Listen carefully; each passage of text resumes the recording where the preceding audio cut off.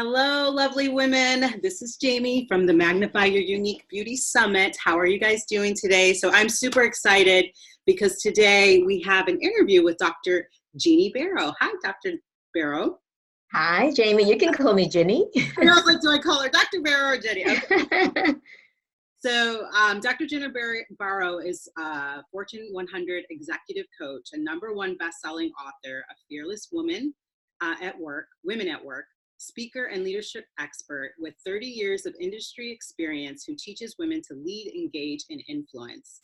She's been featured on Univision, ABC 7, Latinas in Business.us, and so much more. So, Dr. Baro, we're so excited to have you today. So tell us a little bit more about what you do and how you do it. I'm so thrilled to be with you, and I want to just congratulate everybody who's here listening to this, because that means that you want to do something about your life. What I do, Jamie, is I worked for over 25 years in the corporate world. And while I was there, I noticed that leaders make or break the workplace. If you have a good manager, you go to work and you're happy, you feel supported, you feel like somebody's got your back, you get direction, you get mentoring. And when you don't, which I've been there too, it is the opposite. You go to work and you're like, I have to deal with this person every day. And you almost feel like you have to manage your manager, and you have to tell your manager what you need for self-development or professional development.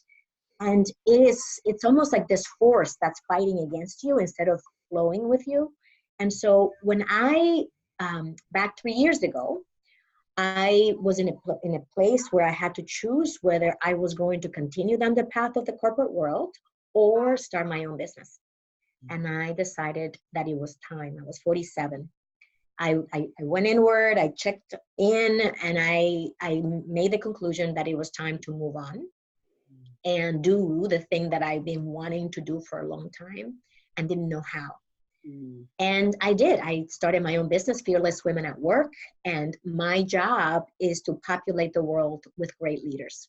Those leaders that connect with people, that see their employees as humans, who understand that people work at their best when they have meaning in their work, when they feel appreciated for their work, when they're using their superpowers to do their job, and when they understand the big picture and how their work fits into that big picture.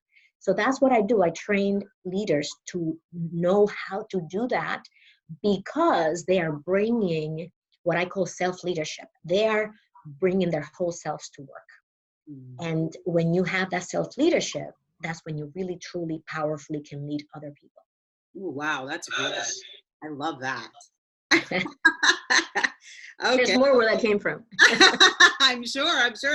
My curiosity is piqued now. I can't wait to get further into this interview. So you clearly have a gift and a passion for this. So tell us how you came to discover that about yourself, and like how it came to flourish into the business that it is today.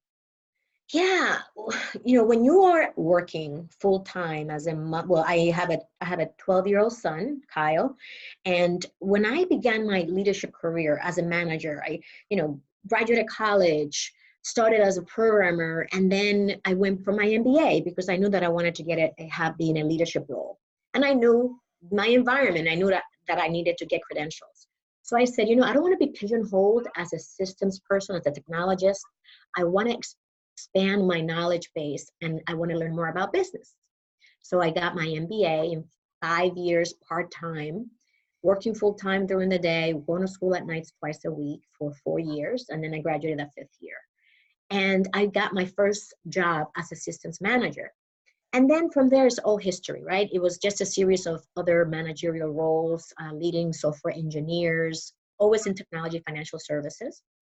And then when I joined my last firm before I started my business, I stayed there for 17 years. Wow. Now, during that time, all throughout my different roles, every single time I asked myself, how do I get myself to the next level?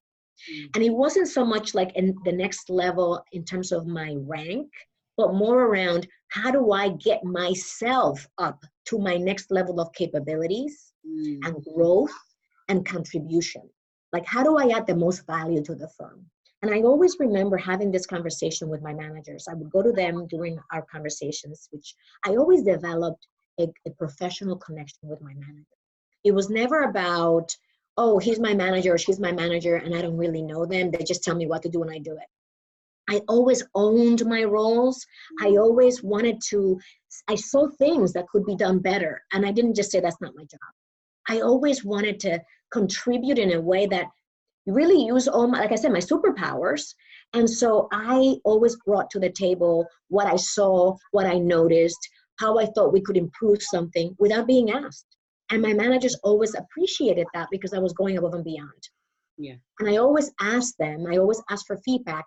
How can I get to my next level? And they will tell me, well, you know, sometimes you rush to do things. You don't take your time. Take your time. Don't be, you know, so in a rush to get it done, but rather ask the right questions so that what you're working on is the right thing, and things like that. So I always ask for feedback, and it was that feedback that always helped me get to my next level of skills, of capabilities, of just behaviors.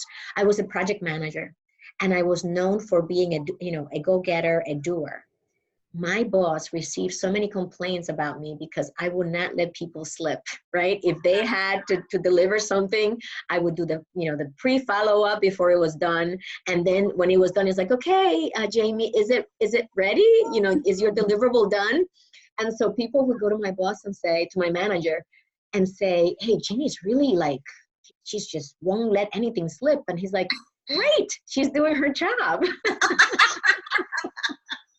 But how I did it, I had to adjust how I was doing it, because what was happening is I was getting my job done, but I was destroying relationships in the process. Oh, been there. So I had to learn how to ask people to collaborate, how to get stakeholders to the table, how to have them to deliver and perform without, you know, one, like, you know, tattletelling or making them look bad or throwing them under the bus. So it was like a whole set of skills where it's like I became a mentor and a coach in the process. Right. Wow. But you never think of that a project manager is coaching people. That's what we do all the time. Oh my God. And so for years I did that. And then when it came to time for me to decide, do I stay in corporate, do I go? I was like, I love coaching people. I love helping people solve problems and see things that they can't see because they can't connect the dots sometimes, since you're like immersed in the problem.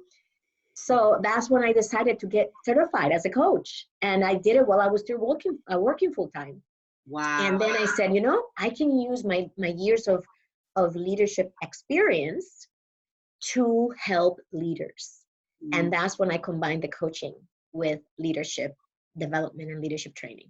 So it's so cool to see that through your career, you know, you weren't expecting to find this. Like you were going into, you had your plan, you were wanting to get to the next level, you wanted to better yourself. And I love the space that you were coming from. You were coming from a place of, I want to better myself. Yeah. I want to contribute. It wasn't about, you know, power or status or any of that.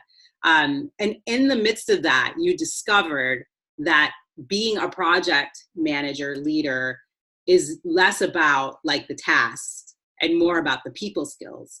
It's all about people. Yeah, right.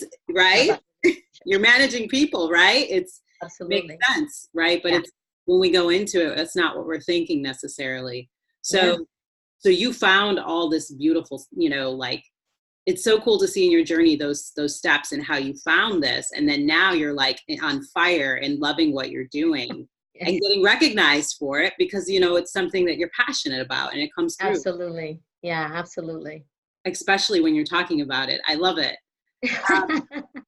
So one thing I was thinking about when you were talking about, like, there's some things that you really have to do. And I know like some things come naturally to others, but when you were talking about like, you were going to your managers and asking for the feedback, like to some people that's intimidating. That's scary, right? Yeah. I'm sure you know this because you work with people every day.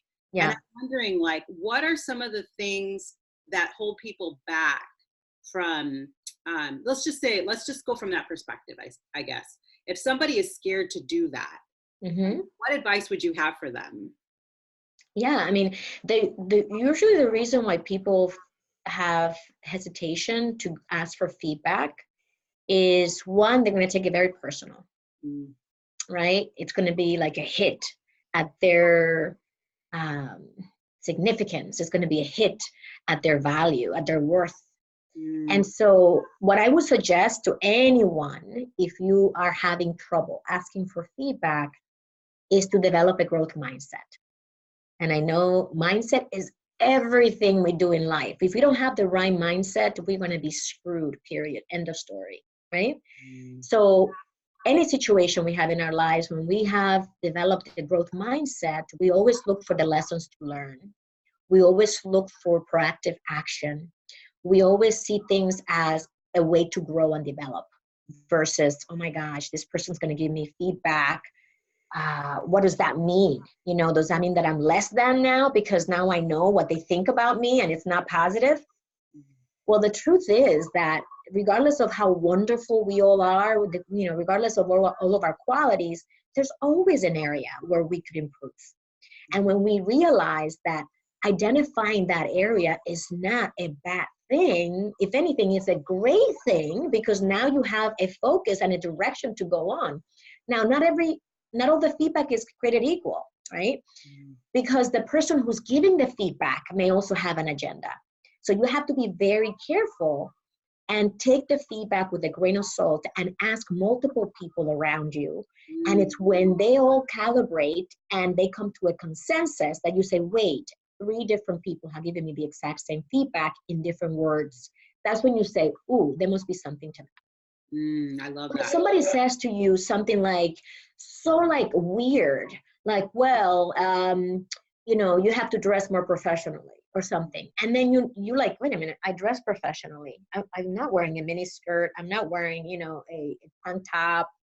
I don't come to work with sweats. Like, what are you talking about? Like, it could be a little crazy feedback and you're like, I am not going to follow that. That doesn't make any sense to me. So you do have to discriminate when it comes to the feedback that you get, but pay attention to patterns, because the patterns will tell you this seems like it's accurate. And also notice the resistance. If you feel very resistant to even ask yourself, what's behind that? What is the fear? What am I afraid of?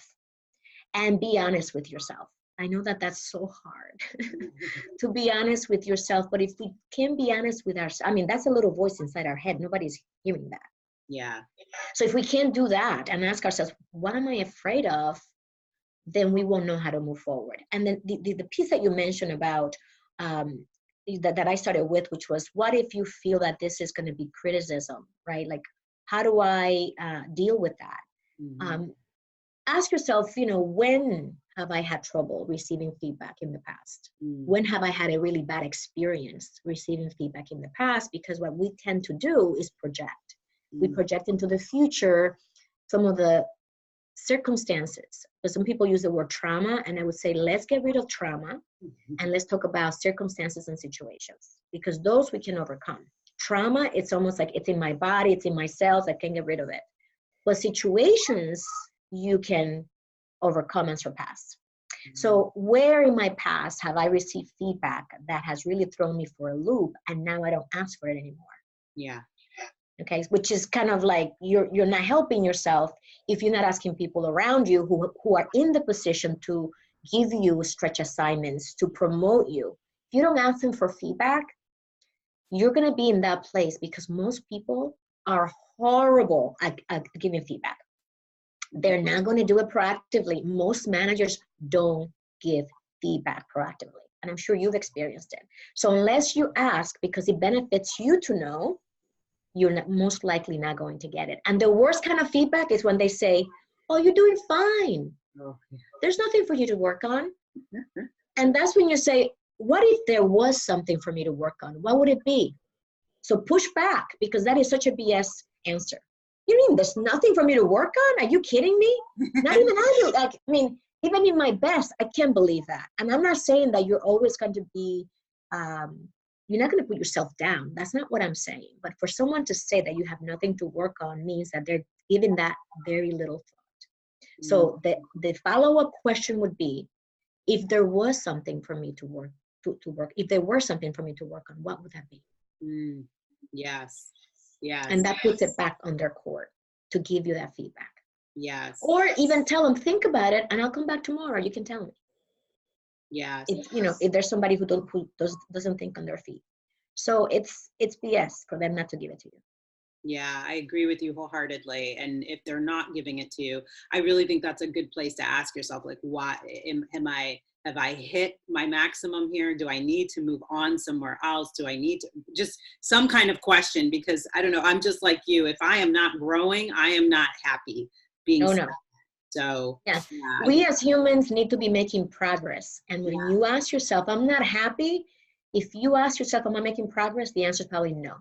yeah, yeah, yeah. Something beautiful in the process of growing. I love that. Yeah. So, in hearing your story, you mentioned that you took some time to reflect, to go inwards. I think you mentioned your son was 10 at the time, and you were realizing that your current life wasn't sustainable the way it was. So, Yeah. can you tell us a little bit about how you did this? Like, what does that mean, go inward? What does it look like? And what happened when you did it? So throughout those 25 years before I started my own business, I had gone from one position to the next, and I had been ascending through the ranks, role modeling the people that were around me, learning wherever I could, because there was no leadership manual, right? Like, you just learn to be a manager and you get thrown into those roles and you really don't know what to do except, oh, that's what I see, I'm going to do that.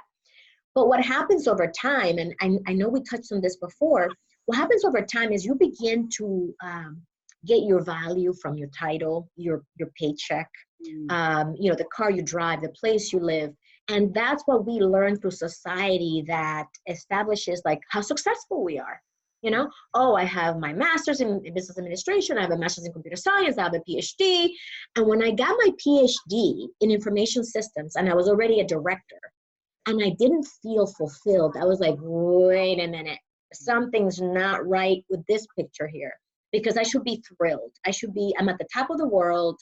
I had my son already, he was 2.5, and I was like in the dumps. I was like, something's not right, that I'm not really happy. I mean, I was happy for a week, 2 weeks, 3 months, whatever, but then I was like, that's when I knew something was off. And it was because I was giving my self-worth was really tied to what was happening outside of me.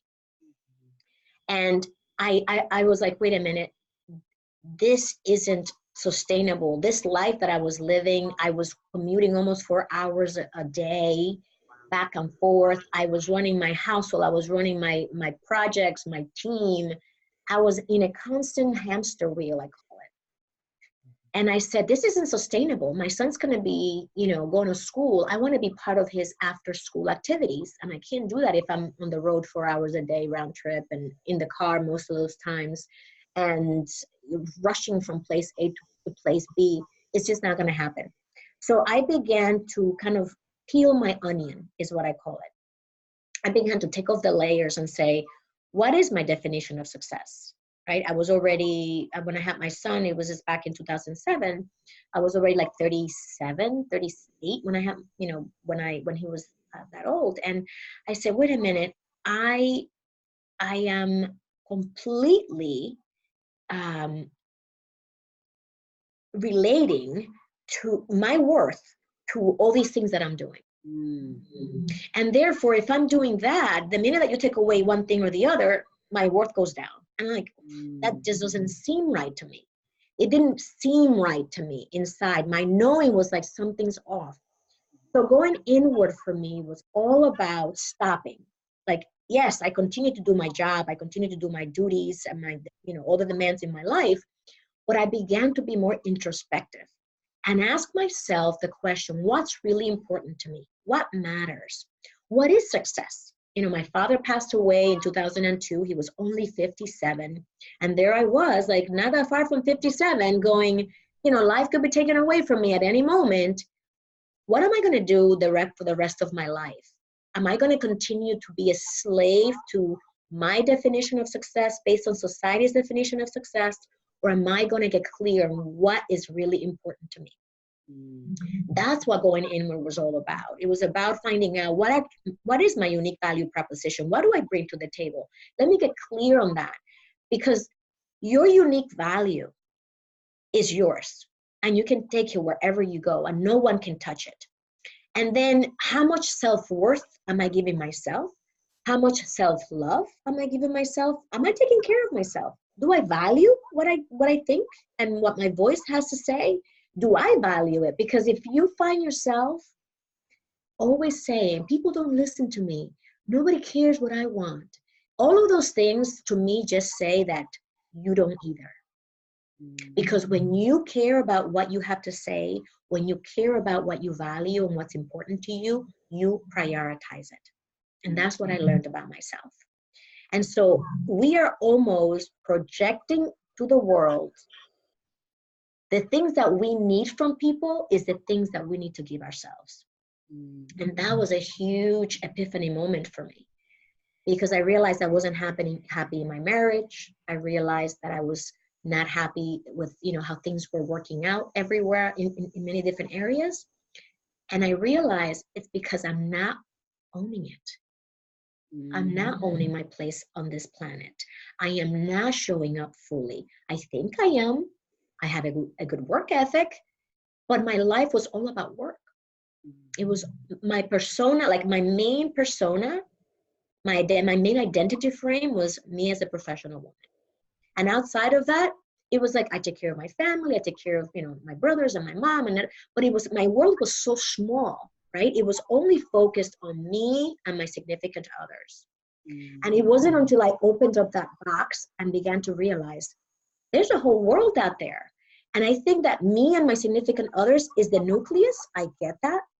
But then what else? Like, when I realized that I am here on this planet to share my gifts with the world is when I began to own my own personal power.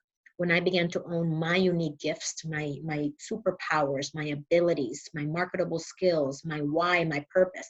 When I began to use that is when the world just opens up. And if you look around, everyone that you admire, your role models, they're all living outside of themselves. They're not just in their little circle. They're out there doing shit, right? Like doing stuff, making shit happen. All your role models, Tony Robbins, Oprah Winfrey, all the people that you listen to, they realize I'm good at something and I want to share that with the world. I want to help others figure out what they're good at. And I want to help them bring their best self forward. And that's when we blossom. So here's my philosophy in like 10 seconds. Our history, our past has taken us through a journey. And that journey makes us relate and connect with people who've had a similar journey. Like you're doing right now, Jamie, right? Like, you're working with women so that they can see their beauty inside, because at one point you didn't see yours. And now you're using that powerful story to connect with the women in your audience. And it is that journey that connects you, that gives you the credibility to talk about the topic, and that helps them reach their next level. So if you look at everybody they all have their own story. Whether you were, a recovering alcoholic, whether you had problems with your weight, whether you were a workaholic, whether you were divorced, and had a really rough time, whether you adopted children, whether you were rescued by, your pet, and now your mission in life is to do that in the world. So in my case, I was in the corporate world for 25 years, and that's my ocean. That's the people I know. I know what happens there. I know the challenges there. I know what people are going through. So I can connect to that audience of people who are in corporate, who are professionals, who are women, who are struggling, who are men, who are trying to get to their next level.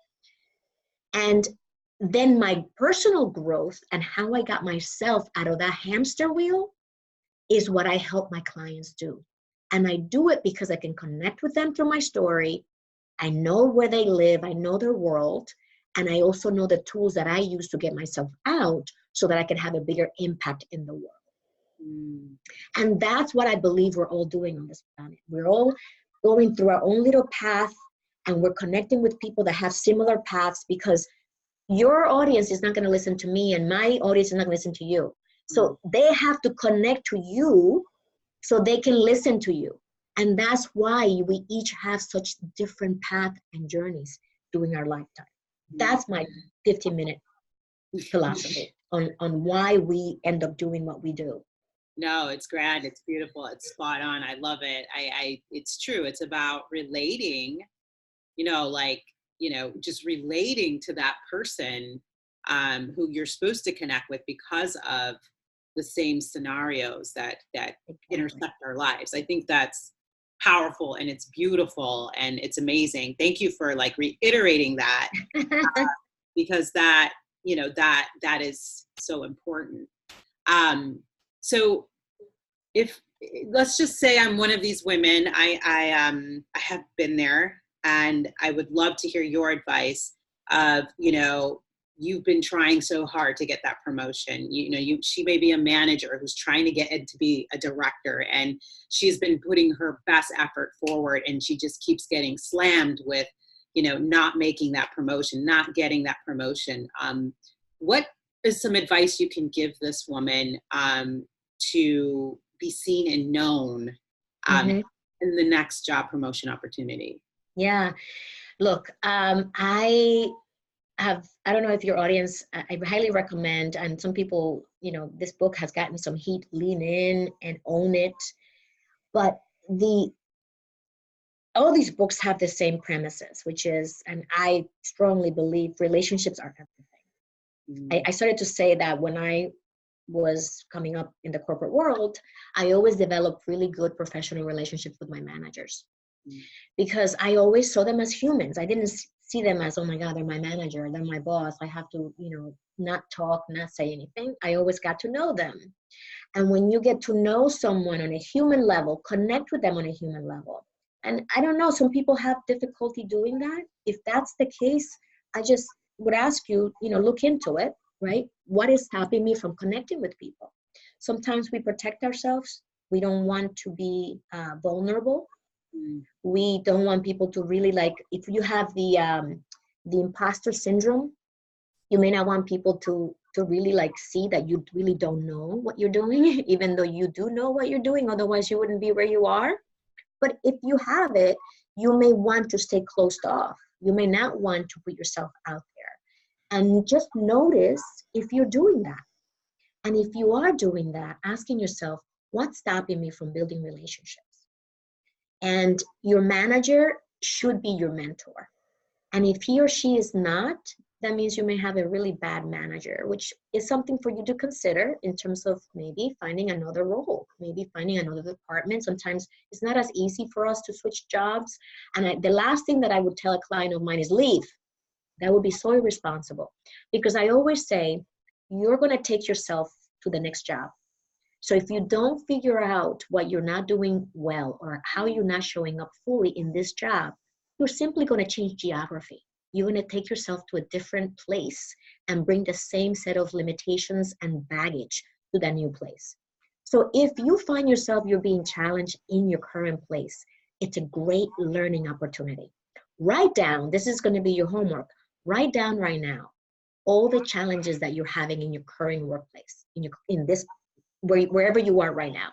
Are you having problems with the relationships? Are you having problems advancing your career? Are you having problems managing the projects? Are you having problems connecting with the stakeholders? Are you having write it all down, because those are the things you're going to need to work on regardless of where you are. Are you having trouble influencing your team or inspiring your team or getting them to perform or engage?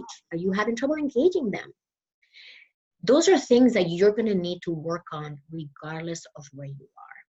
And so once you make that list, now you have some awareness. Self-awareness is huge, right? To just know, where am I right now? And I always use the analogy, put the pin on the map. Where am I now, right? And then you say to yourself, okay, so I'm here, but I want to get here. There's usually a gap between those 2 points. The next question is, what do I need to do to get from point A to point B? And sometimes the doing is being, because we are doing beings, right? Like we're always doing, do this, do that, the to-do list, blah, blah. what we don't do well is be a certain way. So I want to ask you the question, what am I doing and how am I being That's beautiful. that I'm not advancing my career? Am I showing up fully? Am I truly giving it my all? Am I voicing my knowledge and my opinions that are well informed? Am I communicating powerfully? Am I asking for what I need? Am I being curious about the people around me? Am I being grateful about what they offer me and what they're teaching me every day? Am I being grateful in my life?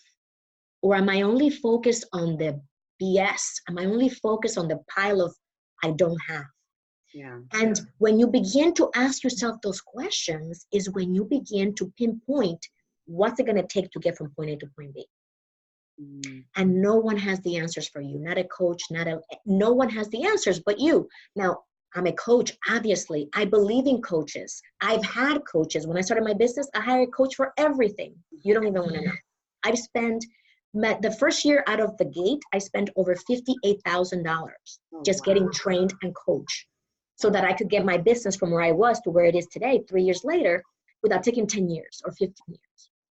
I just didn't have that luxury of time to figure it out on my own, which is why I hire coaches. So don't get me wrong, coaches will help you see what you can see, because my job is to ask you questions. My job is to say, where are you now, Jamie? What are the challenges that you have? If I could ask you the top 3 challenges, what are they? And then what do you want to create? And you say, this is what I want for my business. This is what I want to do. And then I say, okay, so let's talk about how are you being and doing here? Okay, that's going to help you get here. And that's when you're going to realize, whew, I am not tapping into my potential. I am not taking action. As a result of that, I am not getting results. And because I'm not getting results, it validates that, you see, it's not working. So I'm going to do less of that. And the less you tap into your potential, the less action you take, the less results you see, and the more you validate that, you see, it's not working. Versus if you say, you know what? This is what I want. I'm here. I want to get here. And I'm going to take these steps. And as you take action, you will see better results. As you see results, it will validate, yes, I can do this. This can happen. And then you tap into your potential even more, which then makes you take more action. And that action gives you additional results. And then you create a positive vicious cycle versus the negative vicious cycle that we were in just a second ago. That's really what's about. It's about understanding, where am I on the map? Where do I want to be on the map? So the easiest questions that I would ask you about where you want to be in the map is 12 months from now, how do I want to have this conversation with Ginny and Jamie? If they were asking me, where do you want to be 12 months from now? What would I tell them? That's your next level. That's your next point. And then as a coach, what I would help you do is to say, okay, so what are you doing and being now? How is that helping you get there? And we're going to realize the things that are not helping and the things that are helping. And I'm going to say, do more of what's helping, do less of what's not helping. And in the chasm of that is fear. When you think about why am I not taking action? Why am I not speaking up in a meeting? Why am I not asking for what I want at work? It's fear. Fear of judgment, fear of not being heard, fear of being criticized, fear of failure, fear of success, fear. And here's what I would want to say to you. Faith and fear cannot coexist. So what is your faith? Because we forget, we're intellectuals, right? We're not supposed to be in our heart. We're not supposed to be spiritual. Really? So if you are letting fear drive you, the fears drive you, where's your faith? I'm going to challenge you. Where is your faith? What do you believe in? Because faith and fear are both fictional. But which one is going to empower you more? Fear or faith? I'm going to always choose faith, hands down, all day long. Because the faith that my business is going to grow, the faith that I'm going to reach as many leaders as possible, the faith that my work is going to make a difference in their lives is the same energy that if I thought, I'm a failure, nobody's going to buy my programs. Why would they invest in themselves? Like nobody invests in themselves. They're not going to see the value in this. It's the same energy. So that one keeps me not tapping into my potential, not taking action. The other one says, go for it. What do you have to lose? So that one is the one where the magic happens, right? That's the one where when you take one single step and one person replies to your email or one person says yes to you and you go, yes, I am making a difference in one person's life. Yeah. And then you take more of that action and now you make the difference in 2 people's lives and 3 and 4 and 5. I started my business doing pro bono coaching, for crying out loud, you know, until I felt that I had the confidence, right? So during my whole year getting certified, I did pro bono coaching. One, I was working full time and I wasn't allowed to make money while I was working for this SEC regulated company. And I get that. And I was very, ethical about it. But the minute that I could start working, I started to, go out there and put myself out there. I hired a coach to help me with my branding and my messaging so that I could go out and say, I help people who are transitioning. I help people who want to get to their next level. I help, strategize around career. And then the rest is history, right? But it was taking action. It was hiring that coach that will help me brand myself, because how long would it take me to learn how to brand myself? That's not my superpower. That's somebody else's superpower. So I want to leverage as much of everybody else's superpowers to help me accelerate, move forward, because I don't feel like I have the luxury of time. And I work with people all the way from their 20s to their 50s, almost 60s. And everybody is in the same boat. They're like, I don't have the luxury of time. I'm like, you're right. We don't. So let's make the most out of our time. Let's get the help that we need. And getting help is not a sign of weakness. It's a sign of strength. And that vulnerability is what's going to help you accelerate. So if you can't get out of where you are now and you feel that you're stuck in not getting promoted, I know that was a long answer. Begin by asking yourself the questions: how am I showing up? What am I doing? And how am I being? And how is that supporting my desire, my goal to get promoted? And you're going to find all the answers you're looking for. That's beautiful. You are like so on fire right now. You are I don't want to stop that. I'm getting so much and I'm learning so much from you right now. Like, you really have a gift to, I think the thing that really stuck out to me was, I heard this, I read this somewhere, like, stop making a to-do list and start making a to-be list. And yes, talking about being, that was just so speaking to me. It's like, yeah, sometimes we think we can just get stuff done and things are going to happen. Yeah. Oh, it's really about being the person that you want to bring into fruition into this life. And I think it's so, I love that. That was beautiful. Love it. Love it. Thank you. Thank you. Yes. So one thing I wanted to ask you, so first of all, thank you so much for taking the time to be with us and giving us all these beautiful, wonderful strategies and ideas and mindset shifts. In addition to that, you're giving us a free gift. There's multiple ones on the page, but the one that I wanted to talk about really fast was the one entitled 10 Empowering Emotions That Make You Successful. Do you mind just telling us like 1 or 2 of those and Sure. what we can do with these to understand a little bit more about our unique beauty, our uniqueness that's going to get us seen and known for that job promotion or career shift? See, the minute that we relate who we are to our thoughts, our emotions, we're done, right? Because thoughts are just thoughts. They come and they go. I mean, how many thoughts do we have? Thousands of thoughts a day, right? And the minute that we wake up, we take action based on how we feel that day. How many of us show up to work grumpy? Like, we woke up on the wrong side of the bed. We had a bad hair day. We, some bad news, something happened to our animal, or at home, we just had a fight with a loved one, whatever the case may be. We tend to let our emotions be our GPS. And I say BS. It's BS, right? So the whole point of this tool, the 10 Empowering Emotions, is that you tell your brain how you're going to feel that day. And let me tell you, I'm shooting now the videos for my Fearless Leadership Mastermind. And there are days when I wake up and I'm exhausted. I mean, wiped out. And I have to coach I've been creating a schedule for myself where 2 days I do videos and 2 days I coach. And the days that I've been coaching full time, and then the next day I have to shoot videos, I'm exhausted. So I tell myself, what is this about? It's about giving the most value to my audience. It's about putting in a box what I've learned for 30 years and doing it in a way that they can consume it without being overwhelmed, and that it could be engaging for them and actionable. And so the days when I have to shoot videos, I could say, oh, I'm just so tired today. I'm just not going to do the videos today. It's not an option. I am getting my ass out of bed. I'm going to my bathroom, showering, putting on my face. I'm going to put on my clothes, my necklace, which is what I'm doing this right after we stop our interview. And I am going to go shoot videos because that's what I'm doing today.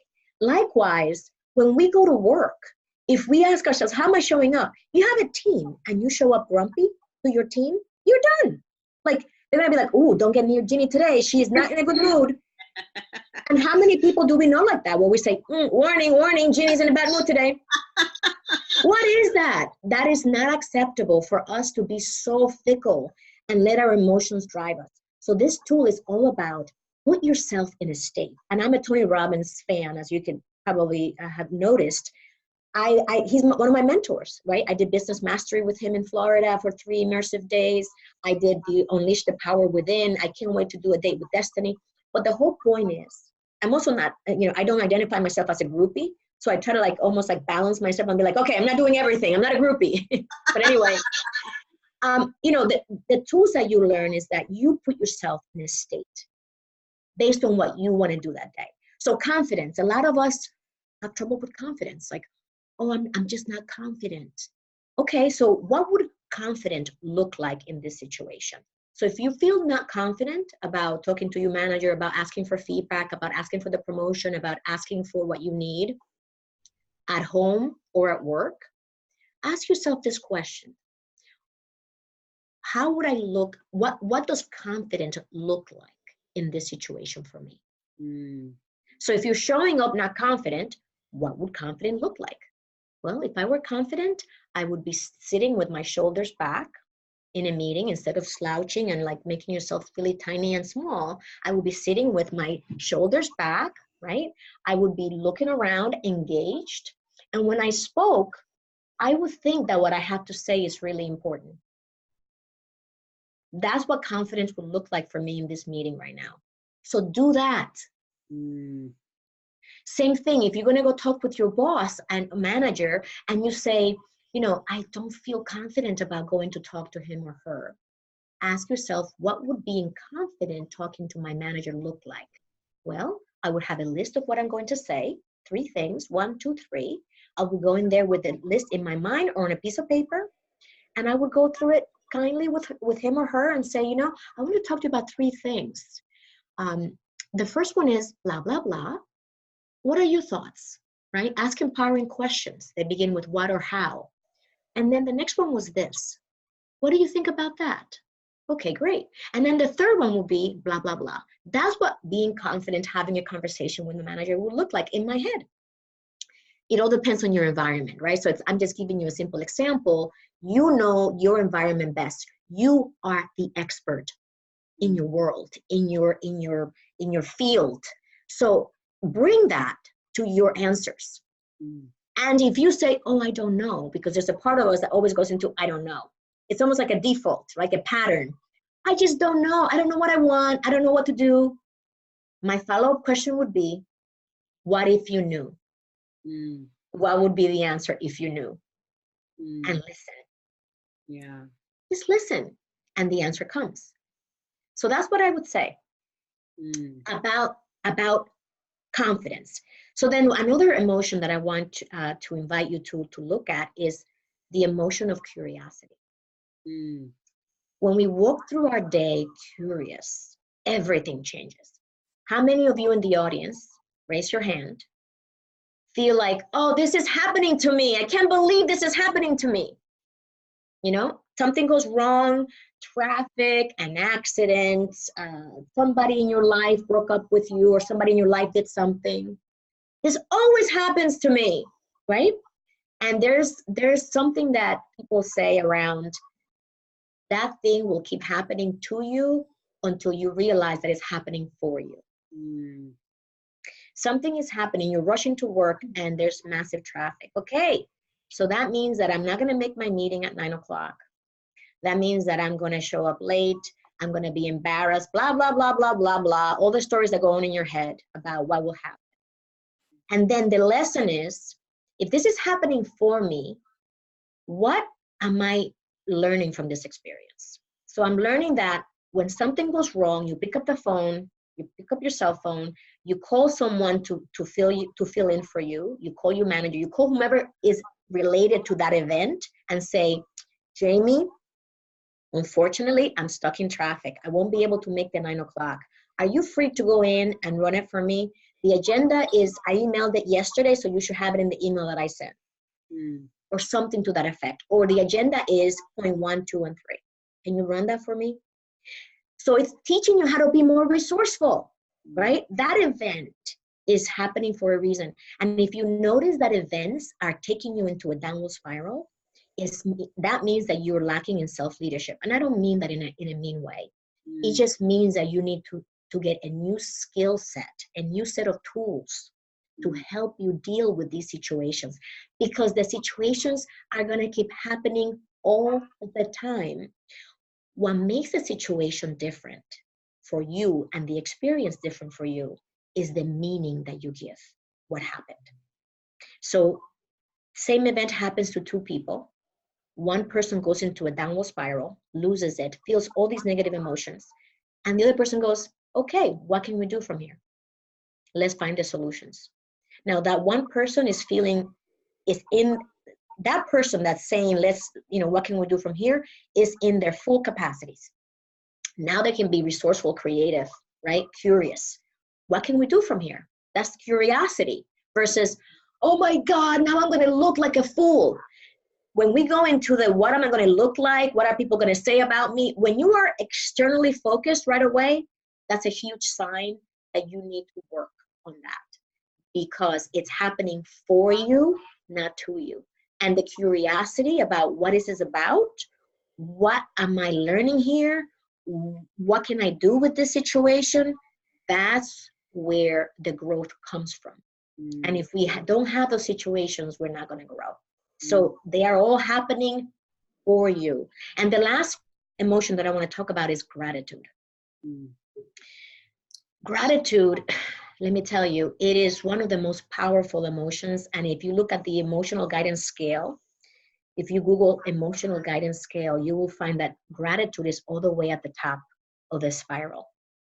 And it's the opposite of anger and jealousy and depression and anxiety and all the things that we feel.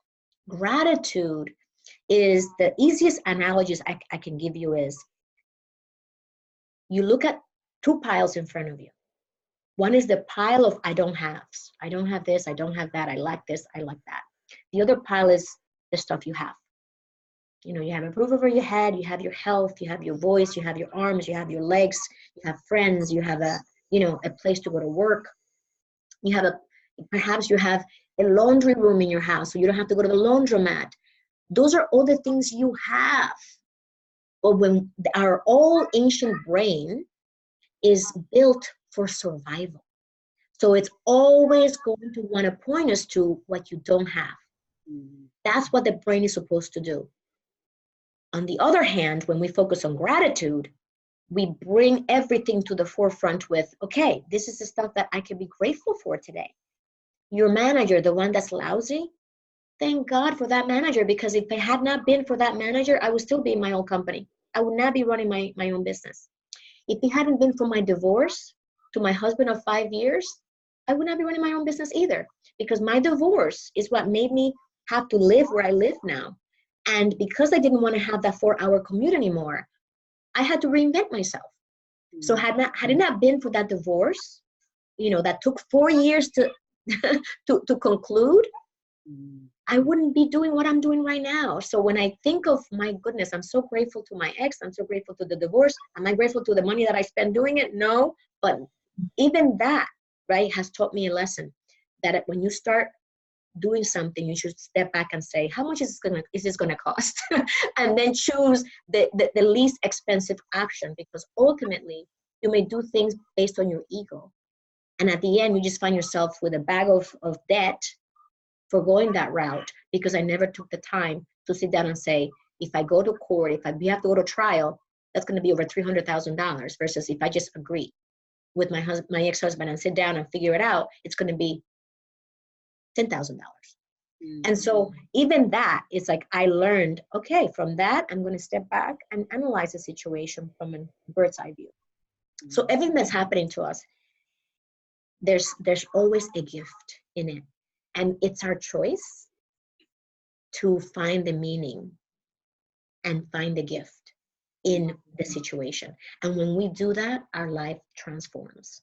There is absolutely a new level of owning your personal power and a new level of showing up in the world, even with your relationships.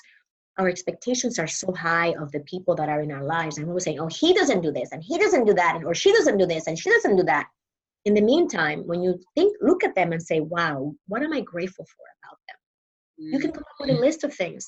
The minute you go into gratitude, it shifts you internally, because gratitude and anger cannot coexist, right? It's impossible. So the minute that you focus on gratitude, you shift, your energy shifts, your team, the way you show up to your team, instead of thinking they're just a lazy bunch of people, and you say, no, they're actually really good, graphic designers and good project managers, and do they have things to work on? Of course, we all do. But if I focus on the gratitude about my team, about my company, about my manager, I am going to find things to be grateful for. And when you go to them with that energy behind it, they're going to feel it. When you go to them with the anger behind it, they also feel it. It's just our nature.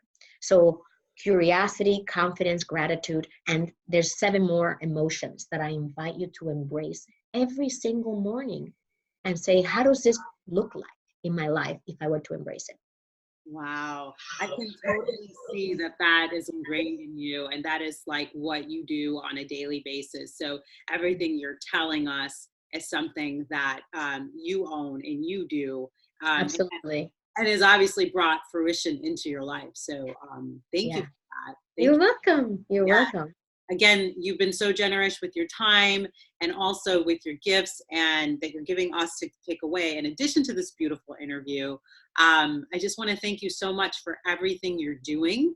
And we're going to have a link below the video for Dr. Ginny, where you can get in touch with her and keep in touch with her. And if you're also interested in working with her. So thank you so much again, Dr. Ginny Baro, for spending time with us. My pleasure. And for everybody that's out there that's in a career that wants to get themselves to the next level, I think I spoke with you about this, Jamie. I want to invite you personally to look into the fearlessleadershipmastermind.com, because that is where I take this 30 years of industry experience, my 20 plus years as a leader, and I put it in a box as a gift for you. And it's going to be super powerful. Masterminds have been the way that I've catapulted my career and my life from here to here over and over again. And I want to do that for the people that can benefit. Oh, beautiful. That's awesome. Even another gift. This is great. Today. Well, happy holidays, everybody. Yeah, right? Thank you for having me, Jamie, and thank you for doing what you're doing. I'm grateful that you reached out, and I'm so happy that I was able to share my message with your audience. Oh, thank you. I really appreciate that. Yeah, we'll make sure we'll get that link below, the one you just that'll be great. Thank you. All right, awesome. All right, guys, we'll see you in the next interview. Bye, everybody.